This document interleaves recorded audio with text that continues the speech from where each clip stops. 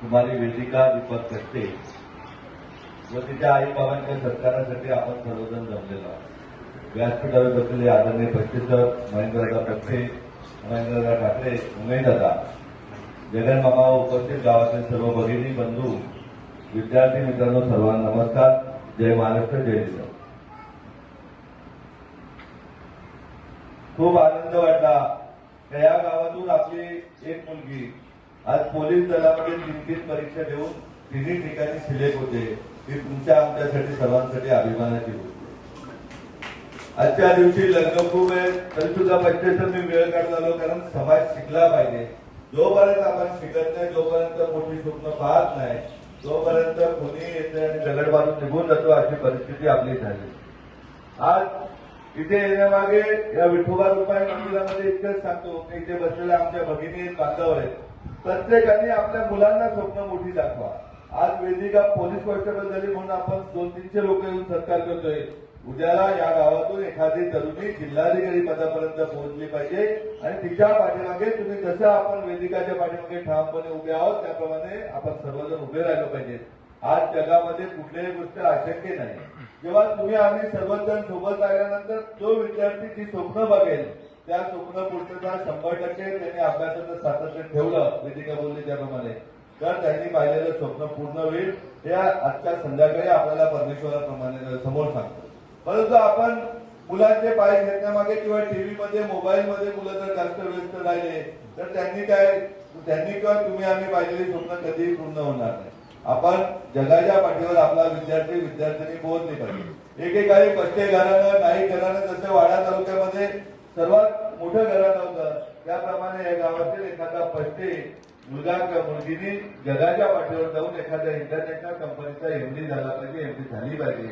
त्याचप्रमाणे आम्ही गमतीने आम्ही खरोखर बोलत असतो तर उद्याला आमदार, खासदार, सरपंच, सभापती होण्यापेक्षा या भूमीतून आपण असे तरुणी घडवू का पंतप्रधान कार्यालय चालवणारे विद्यार्थी या मातीतून घडले पाहिजेत आणि ही स्वप्न तुम्ही आम्ही दाखवली। काही अशक्य नाही।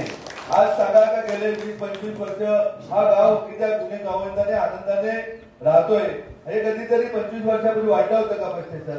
परंतु आज आहे ना, आज हा गाव एकदम गरीबीने राहतोय, एकदम एकजुटीने राहतोय। ही ताकद आपण चांगल्या कामासाठी वापरली पाहिजे।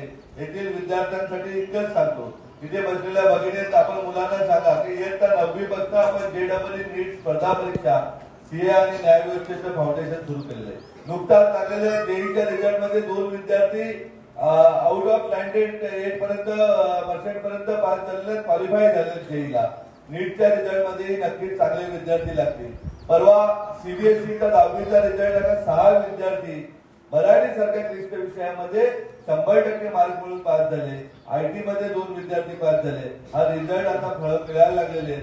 इकडे तिकडे लाखो रुपयाच्या फी घालवण्यापेक्षा आपली मुलगी आता ती राहिलेली आहे, तिला विचारा कधी उद्या वाड्याला इतकी सुरक्षित जाऊ शकते का, खानिवलीला जाऊ शकते का? परंतु धडकोलीच्या कॅम्पसमध्ये, जिजाऊनगरीच्या कॅम्पसमध्ये तिच्याकडे असं बघायलाही कुणाला वेळ नाही। उदाहरण कोणी बघितलं का तुला? पण या गावच्या आपल्या इजात वयाच्या मुली असतील त्यांना विचारा शिक्षणासाठी उद्या वाड्याला जात असताना काय परिस्थिती होते। आपण तुमच्या घरा इतकीच सुरक्षित मुलगी राहील, मुलगा राहील, कुठल्याही व्यसनाकडे वळला नाही हा तुम्हाला विश्वास देतो। परंतु मुलांना मोठी स्वप्न बघायला सांगा। त्याचबरोबर इथे बसलेल्या तुम्ही पट्टे फॅमिली प्रचंड शिक्षणाबाबत हुशार आहात, परंतु आपल्याला समाजाला सांगायचं की एकर जाऊ दे, 1 गुंठा 1 स्क्वेअर फूट ही जागा आपल्याला आता विकायची नाही। ज्याच्याकडे जागा आहे तो मोठा आहे। मी परवा ठाण्याच्या कुंभी समाजाच्या कार्यक्रमामध्ये तेच सांगितलं का इथे आज आपण ठाण्यामध्ये बघतोय तिथला मूळ आपला आगरी बांधव आज कुठेही दिसेल असा झालेला। त्याला कारण आहे तर जमिनी सर्व गेल्या परप्रांतीयांच्या घशात घातल्या घेतल्या, त्यांनी फसवून घेतल्या, त्यांनी पैसे देऊन घेतल्या, त्यांनी सोन्यावरती घेतल्या, त्यांनी बंगला बांधण्यासाठी आपण जमीन विकल्या गेल्या। परंतु आज जमीन नसल्यामुळे तिथे तो समाज हा ताकदीने कमी पडलेला आहे। त्याप्रमाणे आपल्याला ताकदीने कमी नाही पडायचं। आपल्याला मला काल मी लग्नाला आलो होतो पट्टेसर तुमच्या फार्मवर, मला तो किस्सा आठवला की जेव्हा पट्टेसरांनी जागा घेतली तेव्हा माझे एक मित्र तुषार राहुल यांना ती जागा आली होती काहीतरी 10 लाख रुपये एकराने, त्यांनी ती घेतली नाही। परंतु पट्टेसरांनी ती जागा घेतल्यानंतर आज पट्टेसरांच्या आयुष्यातली सर्वात मोठी संपत्ती झाली का? कोणाला काय फसवायची गरज नाही, त्यांनी ती जागा घेतली, सांभाळली, विकली नाही। त्याच्यानंतर अनेक ग्राहक त्यांच्याकडे आले असतील परंतु विकली नाही। अशी जमीन नावाची गोष्ट आहे. मी मुलांना सांगत असतो, माझ्या वडिलांनी एक जागा विकली होती 3,000 रुपये एकरी, 3 ते 4,000 रुपये एकरी. तीच जागा मला आज 30-35 वर्षानंतर 1 लाख रुपये गुंठ्याने घ्यावी लागली, 40 लाख रुपये एकरी घ्यावी लागली. त्यामुळे जागा विकून कोणी मोठा होत नाही. आपल्या या भागातील प्रत्येकाच्या आरोग्याची काळजी घेण्यासाठी जिजाऊ कुटुंबाप्रमाणे सोबत आहे. मुलांनी जी स्वप्न पाहतील, जगाच्या पाठीवर त्यांना जे शिक्षण घ्यायचे ते शिक्षण देण्यासाठी जिजाऊ एका कुटुंबाप्रमाणे, सख्या भावाप्रमाणे त्या विद्यार्थ्यांच्या सोबत असेल. परंतु आपण जागा या वाचल्या पाहिजेत, जागा ठेवल्या पाहिजेत. आणि जागा ही आपल्या वडिलोपार्जित लोकांची असलेली संपत्ती आहे. ती संपत्ती ही दुसऱ्या पिढ्यांसाठी तुम्हाला आम्हाला शिल्लक ठेवण्यासाठी विनंती करण्यासाठी आपल्यापर्यंत आलेलो आहे. आपण सर्वांनी आपल्या आरोग्याची काळजी घ्यायची, परंतु आपल्याकडे काम करणारी एखादी आदिवासी ताई असेल तिच्याही आरोग्याची काळजी करायची. आपल्याला आपली मुलं तर शिकवायची, परंतु आपल्याकडे काम करणाऱ्या शेतीवरती एखादा दादाचा मुलगा असेल, मुलगी असेल, त्यांना खेळात पुढे जायचे, त्यांना शिक्षणात पुढे जायचंय. जिथे गरज लागेल, तुम्हाला अडचण पडेल, तिथे जिजाऊ एका कुटुंबाप्रमाणे आपल्या सोबत असेल. वेदिकाचे तर खूप खूप अभिनंदन करतोय. इथे जमलेल्या सगळ्या पस्ते कुटुंबाला विनंती करतो, आपल्याकडे मुलांमध्ये मुलं ज्यामध्ये पुढे असतील, खेळात पुढे असतील, तर त्यांना खेळात पुढे नेण्यासाठी जिजाऊ 100% आपल्या बरोबर आहे. शिक्षणात ज्याला पुढे जायचंय त्यांनी शिक्षणामध्ये पुढे जाण्यासाठी जिजाऊ कुटुंबाप्रमाणे बरोबर आहे. व्यवसायामध्ये प्रसिद्ध पुढे जाण्यासाठी उमेदवार आहेत, पक्षेसर आहेत. परंतु गरज लागली तर माझी मदत त्यांना 100% होईल. जिथे गरज लागेल तिथे ऍडव्होकेट प्रफुल्ल पक्षेसर आहेत, तेही मदत करतील. आपल्याला आपली पोरं शिकल्याची एक छोटंसं उदाहरण सांगतो. तर हे सामाजिक काम करत असताना अनेक खोट्या केसेस होत गेल्या. म्हणजे उद्या सांगायला झुंजीची स्पर्धा आहे. त्या पत्रकामध्ये माझं नाव आहे. आपल्या समाजाचे काही लोक, काही इतर संघटनाचे लोक पोलीस स्टेशनला फोन केला, कोणी आयटीला फोन केला, गुन्हा दाखल. मी ठाण्याच्या ऑफिसला बसलोय, कोणीतरी एक गुन्हा दाखल केला का निलेश सांबरेची माणसं आली, त्याला दम दिला, गुन्हा दाखल. मी घरी झोपलेला आहे, केस केली गेली, निलेश सांबरे येऊन मारझोड केली, सीसी कॅमेरे होते, पोलीस गेटवर होते, गुन्हा दाखल.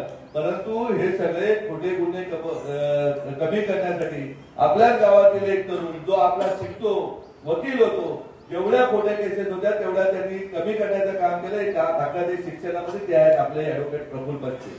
मला अगदी अभिमानाने वाटतो तर जेव्हा आपली पोरं शिकतील तेव्हा आज आम्ही दिल्लीपासून तर दिल्लीच्या कपिल सिब्बल साहेबांपर्यंत वकील केले, परंतु कुणीही केस कमी केला नाही. परंतु जेव्हा आपल्या मातीतील पोरगा जेव्हा वकील होतो तो चांगलं शिक्षण घेतो आणि तो शिक्षण घेऊन आपल्या माणसावरती जेव्हा अन्याय होतो तेव्हा ठामपणे तो उभा राहून अनेक केसेस, एक दिवसाला 2-3 केसेस कमी केल्या.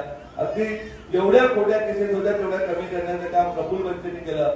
ही ताकद शिक्षणामध्ये यथाकथाची राजकारणात मी पुढे जर केंद्रात मंत्री झालो, न्यायमंत्री किंवा मंत्री झालो तर नक्कीच प्रफुल्ल पक्षेला न्यायाधीश बनवण्याचं काम करेल.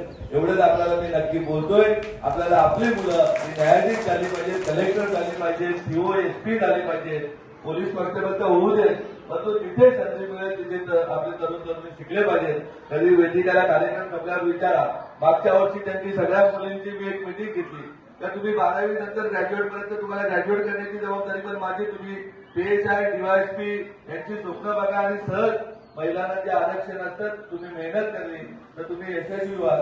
जे मेहनत करते त्यांना आपण आणखी पुढे घेण्याचं काम करू. वेदिका, तुझ्या नोकरीमध्ये कुठे अडचण तुझ्या आई वडिलांच्या संस्कारामुळे येणार नाही, परंतु जिथे कुठे अडचण येईल तिथे आम्ही तुमच्या सोबत असू एवढं नक्कीच सांगतोय. पुन्हा एकदा निचोलेकरांचे आभार मानतोय का खूप चांगला कार्यक्रमाचं आयोजन आज आपण केलं. आपल्या मातेतील आपल्याच घरातील मुलांचा सत्कार करणे याच्यापेक्षा मोठं काम दुसरं समाजामध्ये कुठलंच नसतं.